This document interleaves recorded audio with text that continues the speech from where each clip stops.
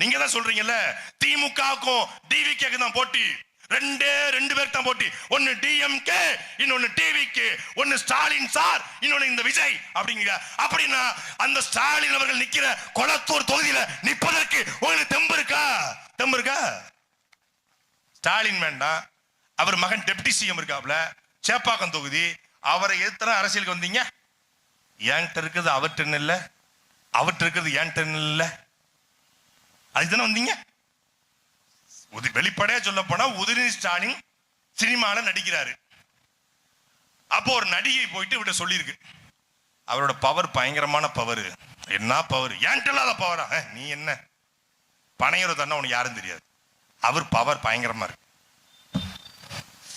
இப்போ ஜீவா கைய முறுக்குறானே, ஜீவா இப்ப கைய மடக்க போறானே, ஜீவா இப்ப கைய மடக்க மூக்கிலே குத்த போறானே பசங்க படத்துல, அது மாதிரி ஏத்தி விட்டுருக்காங்க. இப்பவும் அப்படித்தானே ஏத்துறாங்க. ஏய் மகன்களா, என் தலைவர் தளபதி மட்டும் வெளியே வந்தா சம்பவம் லோடிங்கடா. அவர் சாமி முன்னாடி மட்டும்தான்டா சைலண்டா பேசுவாரு, சக்கட முன்னாடிலாம் இல்லடா.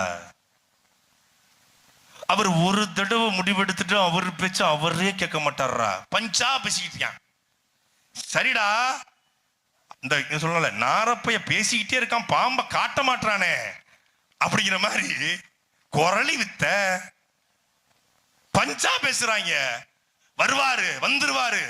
அவரு ரெக்கார்டு பண்றதுல விடறா, ரெக்கார்ட் பண்றவரு, அவர் சம்பவம் பண்றதுல ரெக்கார்ட் பண்ணவரு.